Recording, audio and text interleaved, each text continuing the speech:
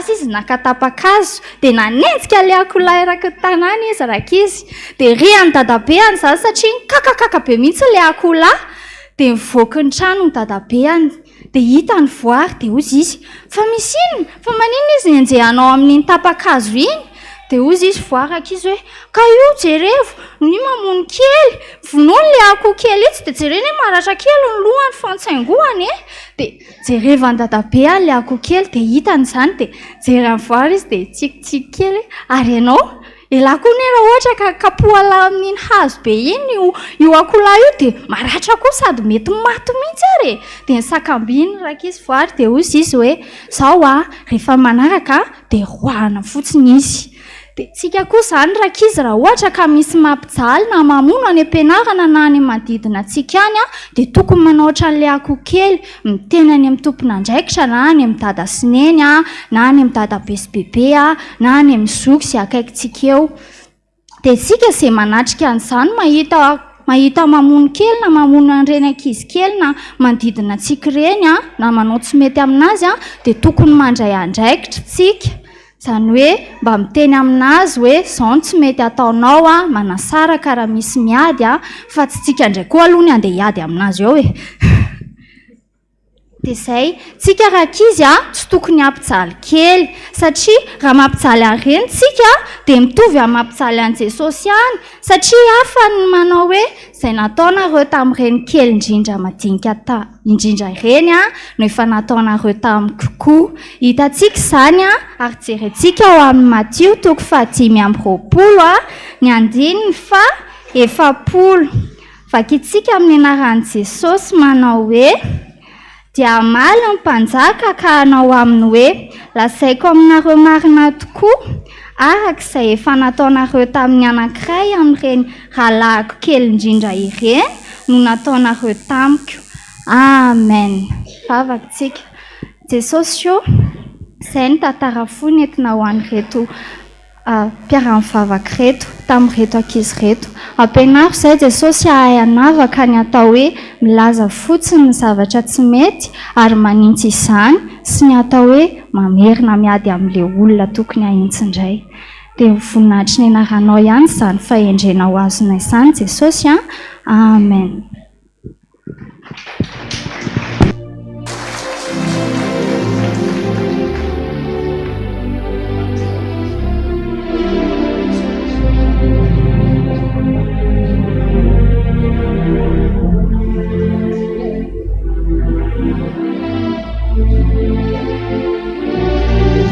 Entoko dia miarahaba tsika tsirairay aby indray ny amin'ity fotoana ity fotoana tiany Jesosy eonana amintsika tsirairay avy teka ho an'ny tompontsika fa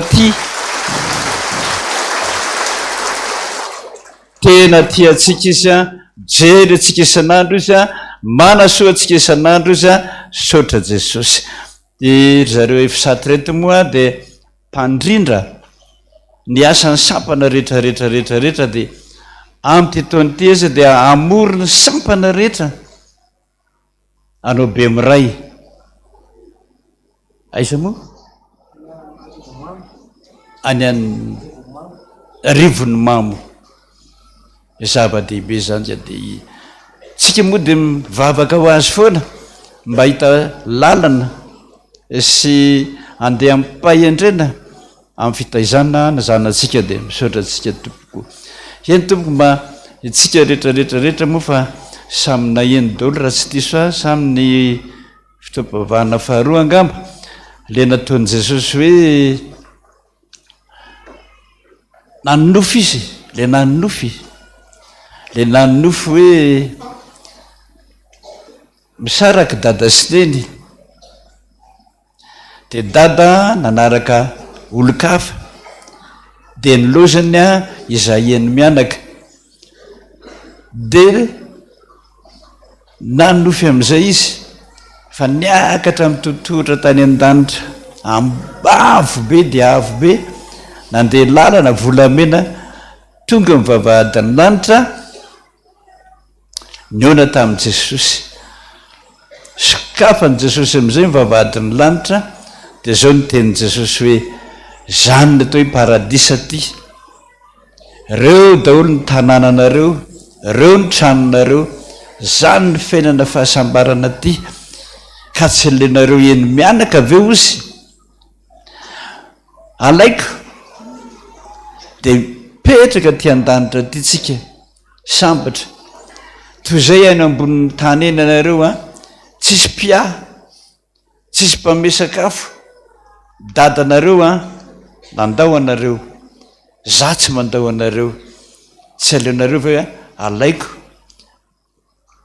Teo tamin'izany tamin'ny heriny hoe raha ohatra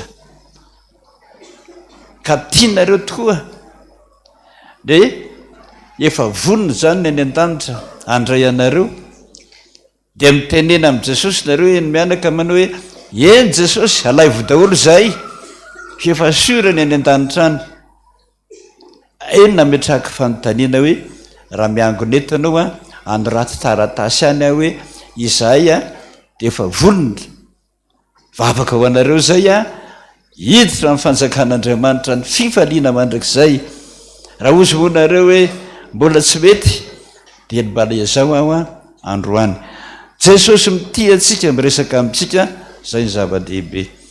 Anao fanatitra antsika zao ny rakitra kitapo any fiangonana ny ampany rehetrarehetra kosa dia ho an'le fisatya izay mandritra ny asany sapana rehetrarehetrarehetra mandritra ny taona indray izay manome ampifaliana no ankasitrahana indrindra.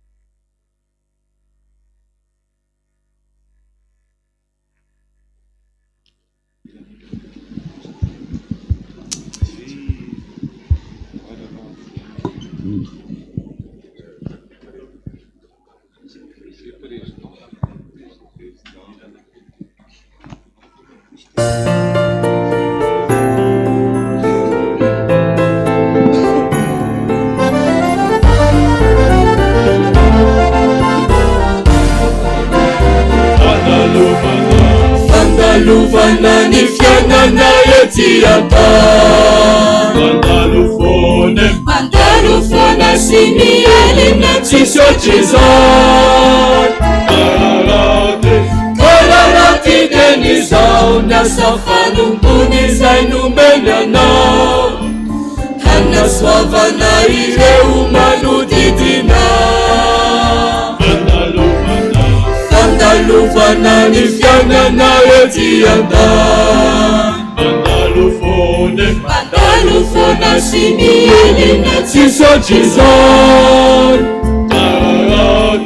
Kararaty dia izao ny asa fanompony izay nomeny anao, hanasoavana ireo manodidina.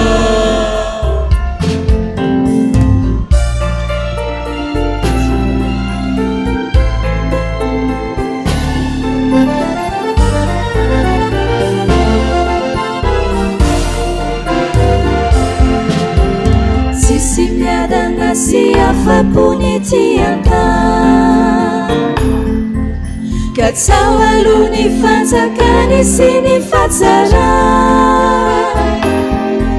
Zay mino tsara ny Jesosy no azo soatsy olana, ka izy andova ny fiainana ny an-tanitrany.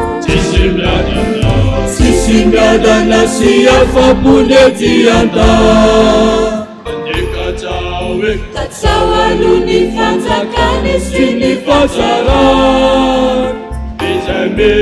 Zay mino tsara ny Jesosy no azo soatsy olana, ka izy andova ny fiainana ny an-tanitrany. Zay mino tsara ny Jesosy no azo soatsy olana, ka izy andova ny fiainana ny an-tanitrany.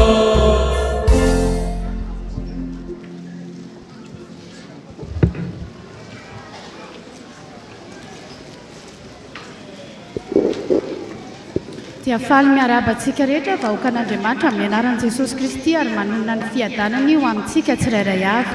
Ary miaraba manokana ihany koa ny firaisany sampana amin'izao fotoam-boka andrisy ireo izao dia Jesosy any hanome fahendrenanareo atotsanareo atsakany sy andavana ny asa izay efa nakiny taminareo dia mahefabe mandrakariva amin'ny asan'ny tompo. Dia toy izao indray ndraraha eto amin'ny fiangonantsika. Ny vakitentsika anio alady dia ao amin'ny Hebreo 9. Avy amin'ny voamiran'ny katekômène. Antsoina isika mpiandry rehetra fa hisy asa sy fampaherezana tao amin'ireo zanantsika katekômène ny asabotsy 25 febroary ho avy izao. Ny fanomanam-panahy dia amin'ny rora latsaka fefany ao amin'ny premier étage. Koa tongava maro tahin'i Jesosy daholo. Ilazana isika vahoaka an'Andriamanitra fa mbola mitohy ny fivarotana ny calendrier eto amin'ny fiangonantsika amin'ny vidiny 3,000 ariary.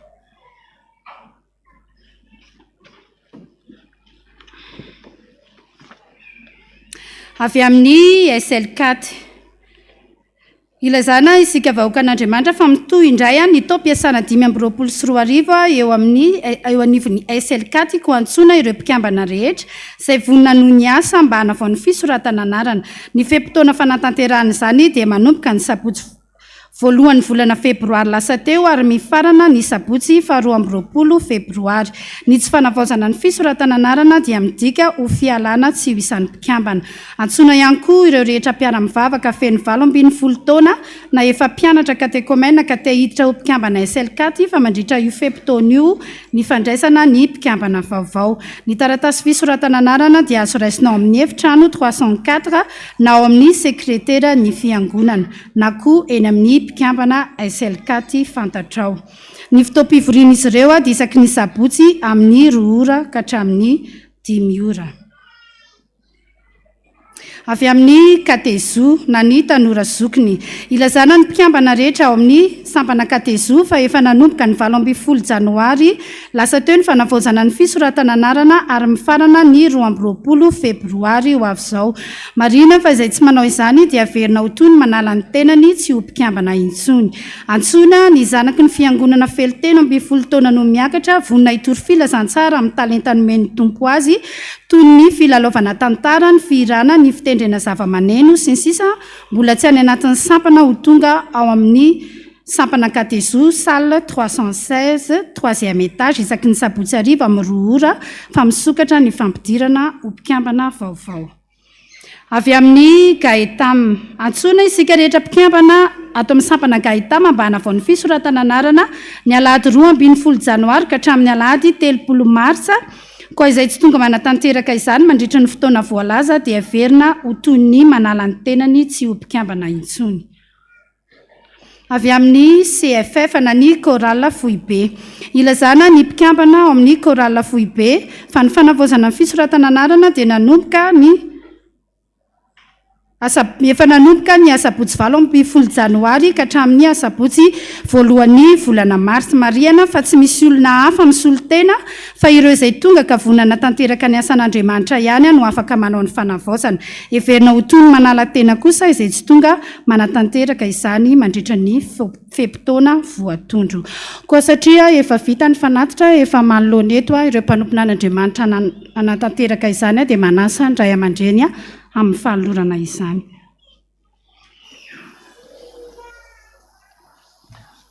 Toko satria vokatra ny sampana dia ny ataontsika hoe tiako loatra ianao Jesosy satria Jesosy nilaza fitiavana foana isan-kerinandro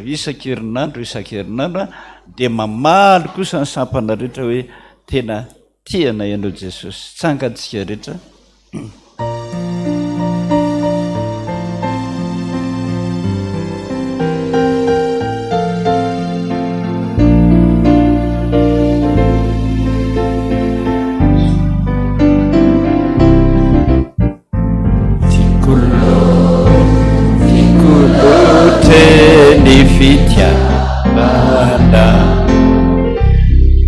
Jesús mamilote nyewanila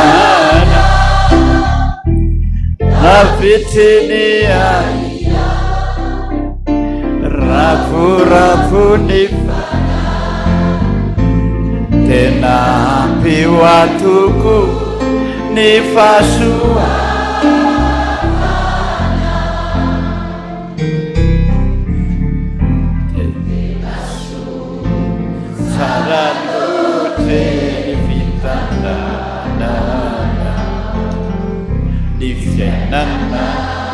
batu bifote nutaya lalu sedrama yenseina zindra tesilabu famitsu ya dunia ulatu ifikira mina sinisima avita lagi bacana urize soti dipendira bisa atau amina siva di cabina usai madraji Fambola toky fambola ifekitamina tsy misy mahavitanay vatsanao Jesosy nivelekaveza akaunayamina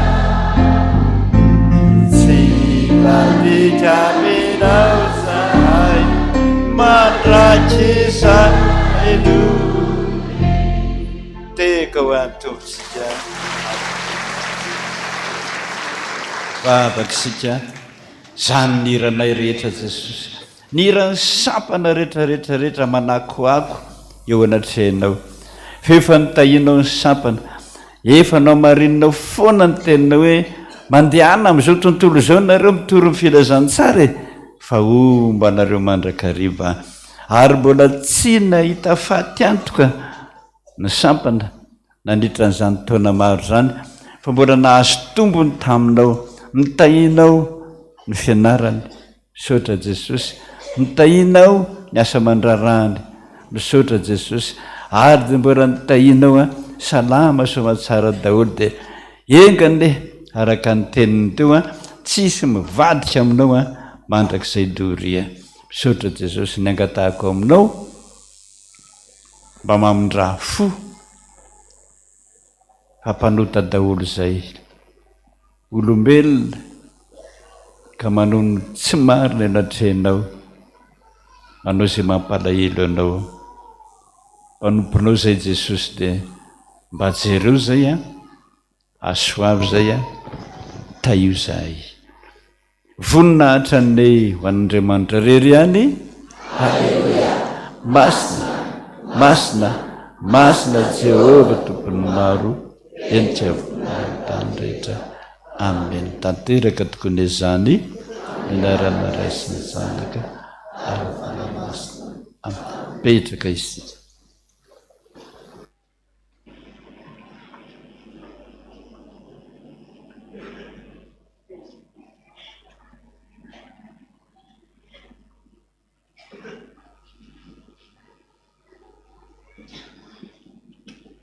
dia hotoisana ny famakinan-draharaha avy amin'ny F7 araka ny efa voalaza teo dia vokatry ny firaisan'ny sampana ny alahady mandritry ny fitaom-pivavahana rehetra ny amin'ny fito ny amin'ny folo ny amin'ny roa ratolakandro ary ny amin'ny 5 ora sasany kosa dia isy nydrodorotom-piterana iarahan'ny sampana rehetra mandravitra eto amin'ny fitandremana tanina nandrano ny vola rehetra azo amin'ny vokatra io dia entin'izy ireo manatanteraka ny be miray amin'ny volana May ho avy izao ary entina hampandehanan-draharaha eo anivon'ny firaisan'ny sampana.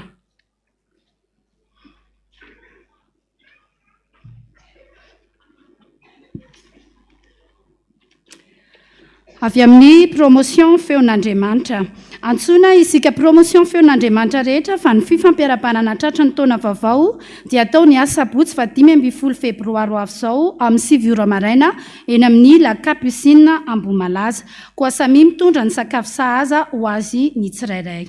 Marina ihany koa fa amin'ny fotoana io no hanaovana ny recensement ho an'ny promotion. Filazana zavatra very. Antony ilazana isika izay nahita blouson cuir mainty tao amin'ny premier étage omaly asabotsy tao amin'ny fianaram-piandry sy ny hiraka mba hanatitra izany ao amin'ny gardien dia misaotra indrindra tompoko. Ireto kosa ny zanaky ny fiangonana iroso amin'ny fanorenana ny tokantranomasina. Marie France Donjon d'un côté, Rabeary Manana Joseph, Ravo Manaltso Fidina Farah Émile de l'autre, en limon choix de vous convier le mariage de leurs enfants, Christophe Raymond Pierre Crouzy et Razafia Sourina Valérie, qui aura lieu le samedi 15 février à l'église FPVM Tananandrano Ampandrana à 12h.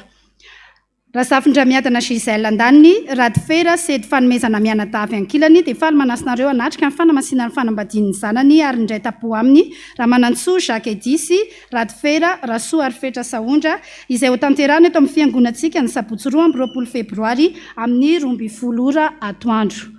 Ramatoa Denise Wenceslas Dokera, Ralandy Sabine Andaniny, Razana Misely Marie Thérèse, Randria Manalina Jean-Marie Théodore, Voangy Malala Claudia Odile Ankilany, dia faly manasanareo hanotrona ny fanamasinana ny fanambadian'ny zavy ny zanany, Erland Fanily Wenceslas sy Randria Manalina Nambinso Lilia Olivia, izay ho tanterahana eto amin'ny fiangonantsika Sabotsy 2 febroary amin'ny 1:20 maraina. Raha misy mahita ny tsy mety ny hanamasinana ny ray na ny sasatsatsany amin'ireo fanambadiana ireo, dia aoka izy hampandre mialoha ny ray aman-dreny mpitandrina.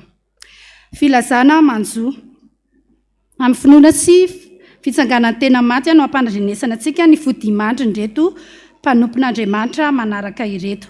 Rasafindrapako Jeanne Loholona dia nodimandry rehefa ny vahiny nandritra ny 17 taona ny talata 4 febroary hoy ny vadiny Rasoa Mananandrianarivelo ny zanany ny taizany ny ratapo aminy solotenany Raharivelo Jean de Dieu mivady sy ny zanaka amanjafiny izay dekona ao amin'ny groupe 3 Braon dekona ary chef de groupe ao amin'izany groupe izany fianakaviana manontolo ny nofiny dia efa voalevina tena fahasandrazany teny ankadikely ilafy.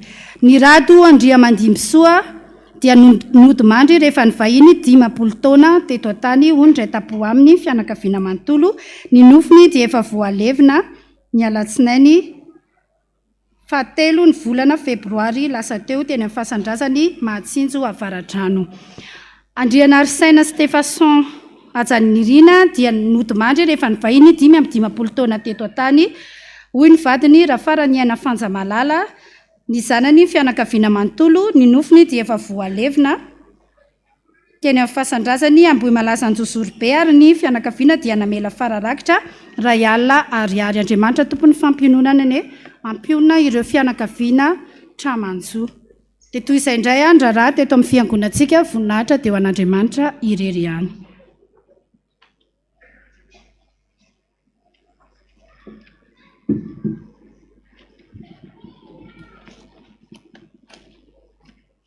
Dia mbola faly miarabantsika rehetra aminaran'i Jesosy, miaraba ny F7 ihany koa nahatratra izao herinandrom-bokatra izao indray. Tonga eo amin'ny filazanany voady masina isika na ny fijoroana vavolombelona manasa antsika mpanajana ihany izany hatramin'ny farany. Raha-pisaoran'Andriamanitra misaotranao no ireo fitahiana valimbavaka ny mianao koa indroka nefa ny voadiko aminao apetrako feno eo ambany fiahinao ny fiainan-janako roalahy antolozy ary hianao an'olo-tsaina sy fahendrena azy ireo. Misaotra Jesosy eo. Amen. Manolotra vola izy 1 million de francs ho an'ny sekoly alahady. Jesosy misaotranao izahay noho ny nanomezanao moto anay ity misy vola kely Ray Alina Ariary miananao anampiana amin'ny sary sy ny feo dia apetraka ampelantanao ireo zavatra kasanay mbola atao. Dia raina ny anaranao Jesosy mbola velona tsapa-mondrena izay telo mianaka tamin'ny olona samihafa sy ny aretina ary ny tsihana voaroaka ny zanakay tamin'ny asany dia nangataka vavaka amin'ny dady izahay. Misaotra Jesosy maminao ampafolony 5,000 ariary. Atolotra ho an'ny Natasa mihira ao amin'ny radio 105.6 5,000 sy 3 alina ariary. Rofy nofy 2,000 ariary efa lasan'ny dada, nofy 2,000 ariary, nofy 1,000 ariary. Saonjay efa fanahiko azy rehetra atao anatiko misaorana ranomasina salamo telo am'zato miarabanao dada misy raha vavika metsika ny dady ireo avy eo fa manolotra vola izy 1,000 ariary ho an'ny dada. Tsy misy soratra Ray Alina Ariary. Manome voninahitra anao Jesosy noho ny fahasoavana izay nomenao ahy. Misaotra anao Tompo fa raha mbola tsy niasa zaho noho ny aretina zanak'izay nahazo ahy dia mbola nomeny mpampiasa ahy ampahany karama. Misaotra Jesosy manolotra vola 1,000 Ray Alina Ariary anaovana ny asanao. Misaotra Jesosy noho ny fitahinao nataonao tamiko dia ity Jesosy ny fanomezana kely atolotra ho an'ny sampana F7 2,000 ariary. Voninahitra n'Andriamanitra any amin'ny avy indrindra. Misaotra Jesosy noho ny tahinao ny tombonandro fahasalamana menao azy sy ny ankonako ary mba ho aminao izao sy ny ankonako ity izahay Jesosy manolotra vola 2 alina ariary sary sy feo tsy misy soratra Ray Alina Ariary soa jehovah lalandao ary eo mbavaka mandrakariva ny fiderana azy mbola misaotra anao an-trany azy jesosy noho ny tantananao ny fiainanay nandritra ny volana janoariny ka manolotra anao ny ampafolony karamako taio hatrany ny asanay sy ny fiainanay jesosy eo ary meo hery sy tanjaka ary finoana avy aminao izahay manolotra vola 3 alina ariary ka ny 2 alina ariary ho an'ny zaza sahirana ary ny 2 alina ariary ho an'ny sary sy ny feo tsy misy soratra 2 alina ariary so jesosy fa ty sy mamindra vo aminay isan'andro misaotra noho ny fahatsaranao aminay mangataka vavaka ho amin'ny asa andavanandro sy ny fahasalamana mangataka vavaka amin'ny fahendren'ny ankizy sy ny fianarany manolotra vola 3 alina ariary ka ny 2 alina ariary ho an'ny dada ary ny 2 alina ariary amin'ny paster aldis bon anniversaire tsy misy soratra 10 ariary voninahitra ny eo n'andriamanitra irerany misaotra anao zay jesosy tompo sy mpamonjy anay fa mbola nitainao sy namindranao foka salama vatana sara sy trapamilena indray izay telo mianaka kely ty misy vola 3 alina ariary ka ny 2 alina ariary mpafolony karama ary ny 2 alina ariary ho an'ny kargoty kelinay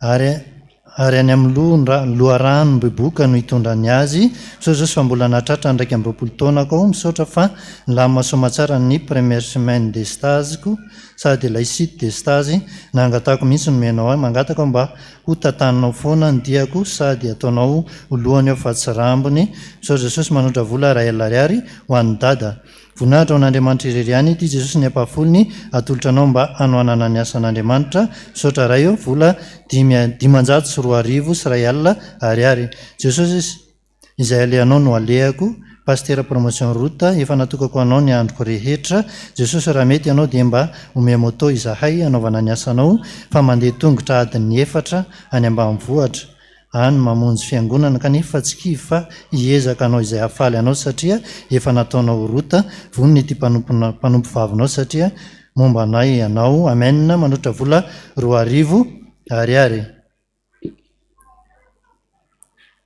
manolotra vola 2 alina ariary ka ny 2 alina ariary ho any dadarandrenatoandro ny 2 alina ariary sary sy ny feo noho ny nahatratra ny taona vaovao misaotra jesosy amen tsy misy soratra 5 ariary jesosy malalo misaotra sy makasitratrany ny amin'ny fahasoavana sy ny fitahina atolotrao anay tsy mitsahatra mba hakasitrao izao ampahafolo-karena anay izao vola 2,450,000 francs ho an'ny fananganana ny fiangonana any tsara maraina mangataka fiara sy tany ary trano avy aminao zay jesosy misaotra melo zoky ty anay mangataka ny ffpm 270 sy 700 tsy misy soratra 2 ariary jesosy malalo mino fa hositranonao tanteraka satria fantatry fa manafaka ianao araka ny teninao mangataka jesosy mba ho salama amin'izay indro misy vola 3 ariary ho an'ny mahantra pahany tamin'izay menao ahy misaotra jesosy amen tsy misy soratra 2 alina ariary tsy misy soratra 5 ariary ty jesosy ny ampafolo menao ahy tamin'ity herinandro ty vola 7 alina ariary misaotra jehovah ny fanahiko noho ny fatratrany 12 taona pastera iraka ranjavelo ary malala dia misaotra an'andriamanitra noho ny natratratsingeri-taona nahaterahako mangataka vavaka avy amin'ny dada mba ho salama tsara izao sy ny vady aman-janako sy ny zafinay rehetra dia ho vita tanteraka ny fiangonana any ambanivohatra ary mangataka vavaka betsakabetsaka 2 alina ariary omenany dada voninahitra dia ho an'andriamanitra ireriany amen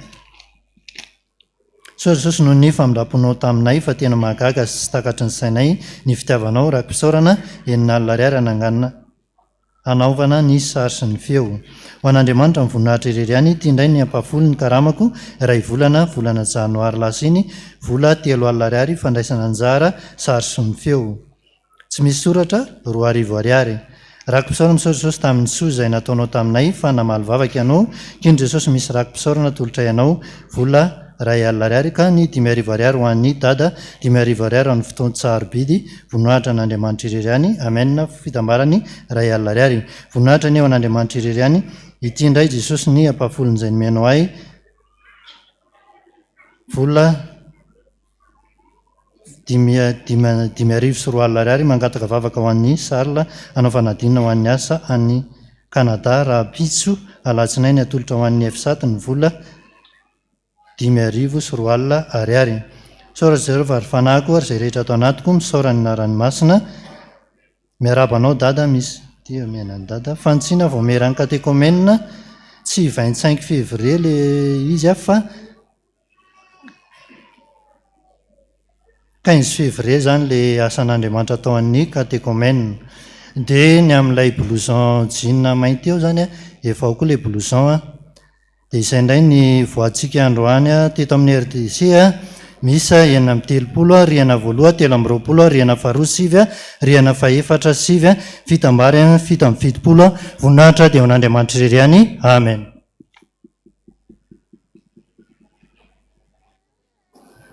Eny tompoko, efa vita avy eo amin'ny premier étage azafady.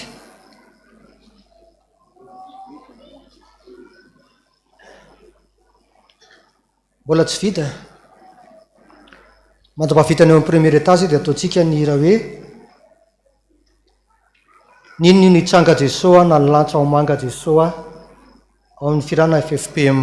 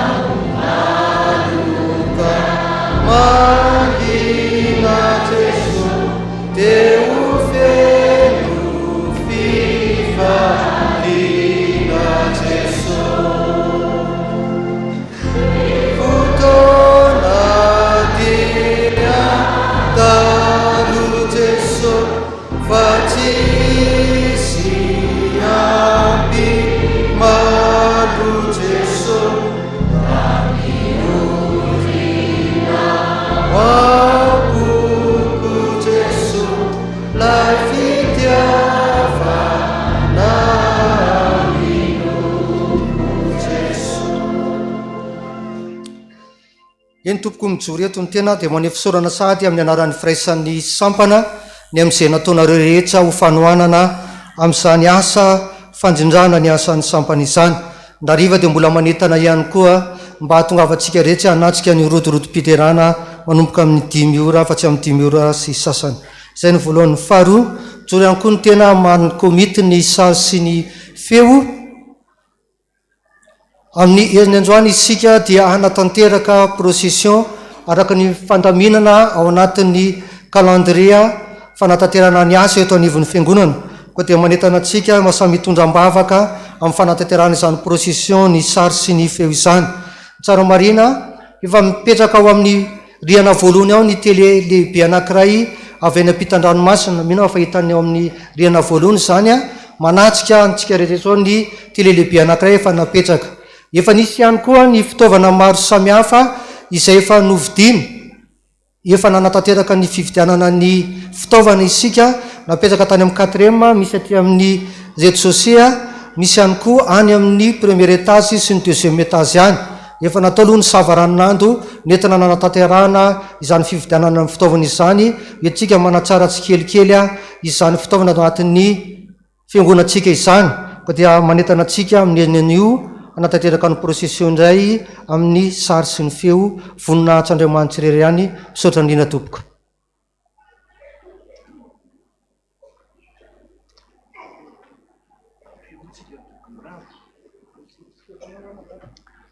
Ny tompoko a dia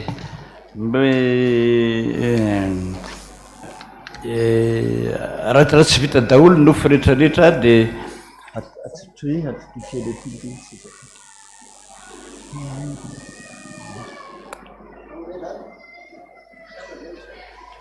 zay za dada nanonofy afaka malo hoe nokekerin'ny lika ny tongotra dia avy eo azy a ny atsampy teto amin'ny nonoko havanana dia ny asorokony izy dia hoy za hoe tsy mba havelako hoan'ny tialekity kosa aloha ny nonoko dia nitantaraiky ny neninay ilay izy maraina dia tonga dia nesany aho dia nampandrona izy vako mpiandry ary efa avy nampandrona aho a dia nangataka tamin'i Jesosy hoe mba havangio a fefa nesana dia nanonofy hoe tonga tany aminay ho ny dada dia niresaka nareo sineny fa tsy henoko dia aveo izy hoe ary nanao ary ianareo a omena sodrano dia mipetraka aloha zokony lahy dia nitsofinay rano dia avy eo hoe ana dia nitsofinao rano a dia avy eo indray izy nanao hoe oento aty noho ny ordinateur anao dia nieritreritra teo aminy aho hoe zaho hoe ka tsy manana ordinateur fa kahie no ananako ao izy hoe dia mandehana miakatra any amin'ny ambany any ambony mitady an'ilay kahie teny olona mianatra langue manko izy a kahie iray no hitako fa hoe adino any amin'ny tontonay a any anosy satrony dia nitady an'ilay izy a dia etsetraetsetra dia kahie-na allemand italien no entiko teo aminao dia nisodrano ianao a fa tsy heniko ilay teninao fa kelikely teo aminao dia tapaka ilay nofy etsetra talohan'izany a dia ohatrany hoe niteny aho hoe mianatra informatika na zestio tsy henoko tsara zao resaka fianarana ny fianarana mba ino tsara ho anareo ankizy zany Jesosy dia milaza aminao foana hoe ndany anao mianatra allemand mianatra italien quoi encore italien zay sy allemand ianao izy zay hoe efa navitany français tsara zany fa tsy vitanao io asa firy taona ianao io mba lazovokely eto ny taonanao kekerin'ny alika manko ny tongotrao dia nononao koa ianao raha tsy diso hoe efa mpianatra any amin'ny université sa mbola tsy zany ianao efa vita bac ianao fa mianatra anglais italien ary allemand tsara zany voalohany indrindra aloha tandremo le fitondrantena fa ny tongotra ny kakerin'ny alika io efa ny safon'ny bandy io tongotra io dia efa ny safony koa ny nononao dikan'izany ho asiany ody ianao ny tenanao aloha tsabona esana ny tongotrao esana ny nononao tena esana mihitsy tsy esana fa tsy hoe mandromandro fotsiny fa tena esana fa raha tafiditra any anatin'ny nofonao io ody io tsy vitanao fianarana io io no mahatonga an' Jesosy teny hoe ny fahasalamana aloha voalohany dia mianara amin'izay andro français anglais italien ary allemand reo ianao zay fahasalamana ny voalohany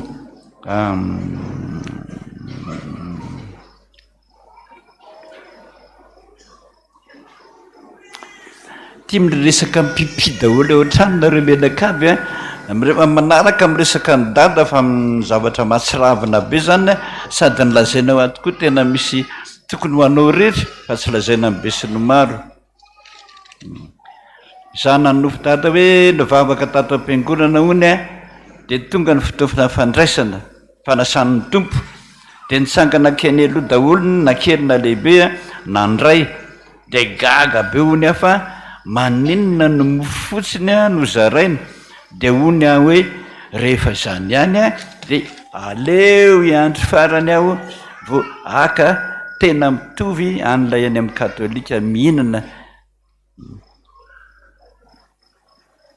dada nefa za dada efa tamin'ny 98 mivavaka farana tany amin'ny katolika bedesin'i Jesosy ianao ina ny bedesiny ianao efa FPVM ianao zao mihinana no mofo misotro ny rano Jesosy fa asain'i Jesosy ianao fa fanao anatin'ny eritreritra mihitsy ny mahakatolika anao fa isaka izay mandray fanasan'ny tompo anao dia miverina any amin'ny katolika indray ny eritreritrao fa tsy tena mifantoka eto dia mifona amin'i Jesosy mihitsy ianao satria mbola tsy nifonanao zay mifona amin'i Jesosy mihitsy ianao fona Jesosy fa nieritreritra zavatra hafahafa rehefa mandray fanasan'ny tompo fa tsy mieritreritra anao dia manjary tsisy dikany le fanasan'ny tompo ataonao fa hafa ny ao anatin'ny eritreritrao amin'ny firmantsika tsy maintsy miravana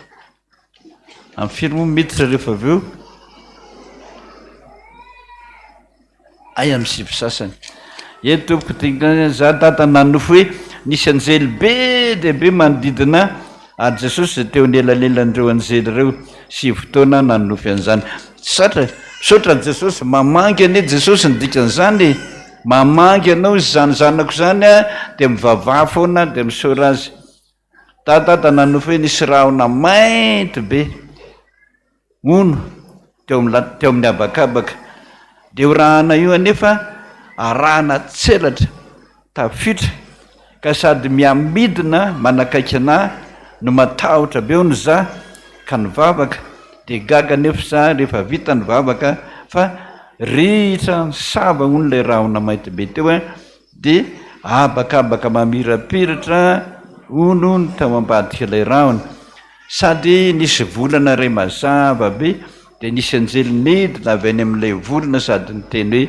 ry mpanompo tsara mahatoky efa mahatoky tatramin'ny kely indrindra ianao a ka tendraiko mpanapaka ny be midira amin'ny fifalian'ny tomponao da tatry za rehefa avy niteny an'izany zao a jesosy de mamangy tsika foana hoe mety ve zavatra ataoko ty jesosy a sa tsy mety ve ny fanompoko anao a sa tsy mety mamangy tsika foana izy de ianao le tonga dodododoly misy rahona de misy tselatra be de maizina io ny fiainanao tsy fantatro na fahantrana na tsy fahafana fanadinana na tsy fantatro na misy ady be ao antranao fa misy rahona ny fiainanao a mampalahelo anao zany de io no mahatonga an' jesosy hiteny aminao any amin'ny rahona hoe sava zany le maizina sy rahona be teo a misavo zany de avo amin'ny tompo miteny ry mpanompo tsara sady mahatoky efa nahatoky hatramin'ny kely indrindra no tendreko mpanapaka ny be midira amin'ny fifalian'ny tomponao dikan'izany a vavaha foana ianao ereto zany toero zany azakivy am'izany ianao fa zany hoe mpanompo tsara sady mahatoky mialy aty ianao a de ho anao ny fiainana mandrakizay toy izy ny vavakao taperiko ngambanyity say farany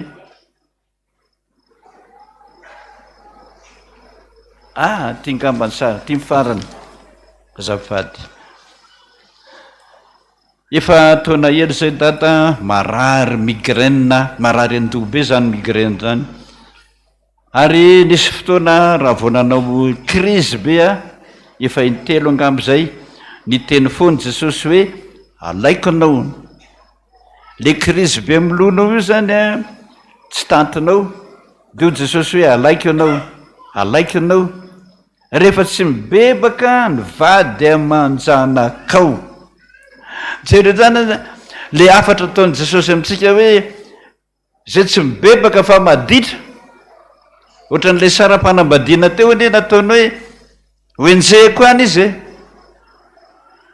endre lehilahy manosipiny hoenjehiko any izy zay foana ny fitenin'i jesosy de tia indray izy izy indray miteny hoe za tsy hanenjika an'iny valoha izy hoany amin'ny afo be any fa ianao a alaiko amin'izay ianao a tsy mijaly aty tany fitiavan'i jesosy tsika ane zany ny antony ivavahana mba ho anao a jesosy aloha zay maditra any de maditra zao tenen'i jesosy ianao aseva mibebaka mihitsy le vady aman-janakao reo intelo izy tena zany de rehefa tsy mibebaka le vady aman-janakao reo a de izy hoe avalao ao fa ianao zay mivavaka amiko andao ody hiaraka amiko kasa tsy fantatro inona ny tianao a mba lazao ihany data lazao ihany jesosy hoe jesosy alaivo am'izay a fa tena mijaly be de alainy ianao raha-pitsa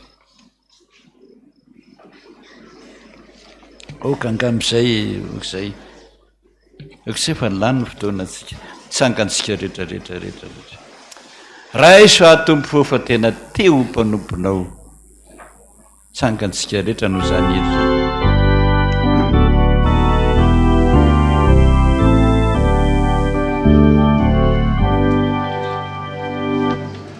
raso baoto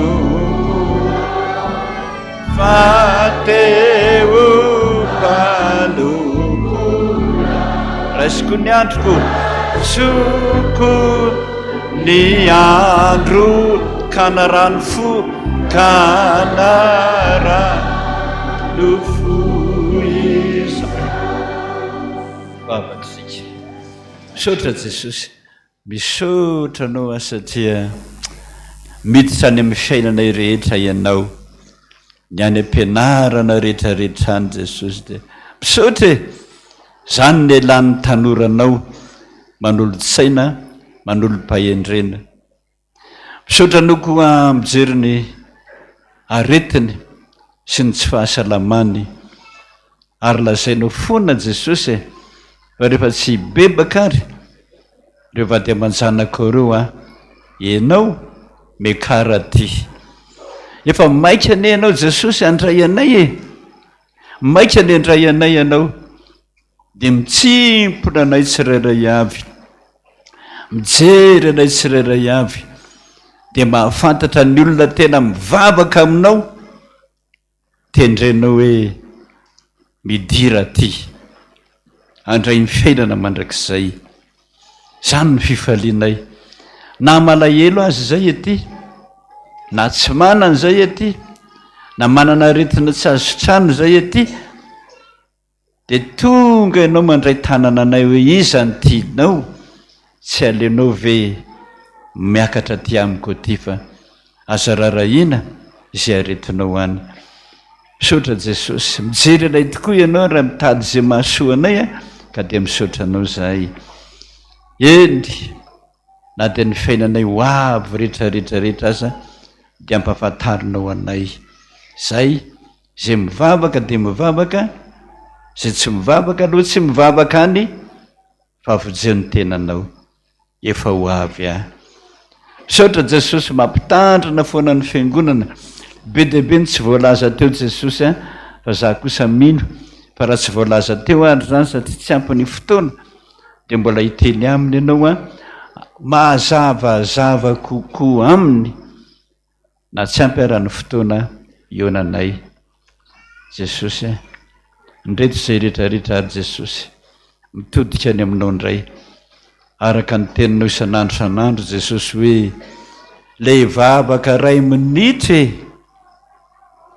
ataonao am-piangonana inona voaraiko hoenoko faly Jesosy zay mandre an'izany hafatra ho zany fantatro ny fitiavanao ny olona rehetra Jesosy angataka anao ary azafady indrindra mba hoe ny amin'ny W tsirairay avy any amin'ny rihana voalohany rihana faharoa amin'ny rihana fahaefatra misaotra Jesosy tahita ny endrikeo any aho ianao Jesosy reo ny mpanomponao mba tanterao mihitsy Jesosy ny teninao tetỳ an-tany hoe hijery anao fotsiny ny masoko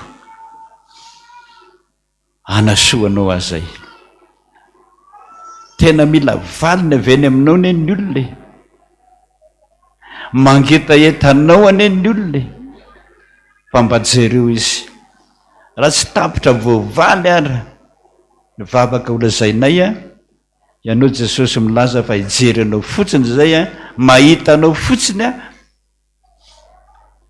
anasoanao azay faly be a Jesosy mahina amin'izany mbola nampianao koa Jesosy hoe tandreny feonao io le vavaka ny teneninao hoe zava-dehibe amiko ianao Jesosy ny vavaka ray minitra ataonao am-piangonana fa ianao ny laza tetỳ an-tany fa reto amin'ity toerany tianareo mivavaka meno anareo any an-danitra misaotra Jesosy ngataka anao ary a Jesosy azafady indrindra noho ny fitiavanao anay mba hiondrika kely ianao misaotra Jesosy bitsibitsika vavaka mangina vavaka tsy ambarahavana Jesosy tsy vita tany atokantrano eto izay ny mety sampy eny aminao ary mahatoky fa mihaino anay ianao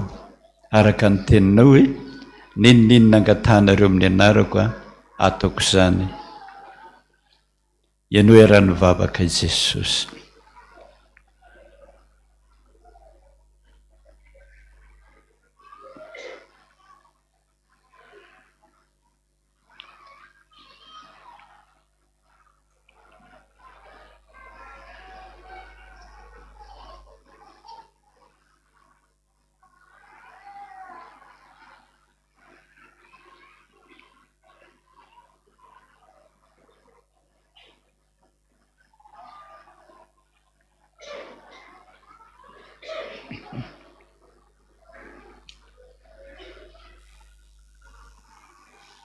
Sotra Jesosy, voarainao izay araka ny teninao, tsy mba mandainga ianao fa hoe noko ny vavaka ataonareo na dia ray minitra monja aza atao am-piangonana. Hiakatra ny an-danitra ianao Jesosy, tanterao ny teninao fahiny teto ambonin'ny tany. Ninninona angatanareo amin'ny raiko ataoko izany, fa izaho tsy ilaza aminareo, fa izaho aneka angataka any amin'ny ray ho anareo. Sotra Jesosy, tsy milaza aminay mihitsy ianao fa sekre zany, tsy ambaratelonao fa rehefa vita ny vavaka eto kay iny ianao mivavaka ho anay any an-danitra any. Mino zay Jesosy, fantatro daholo ny adresinay lalana lenaina manomboka raha-pitso ka dia apetraka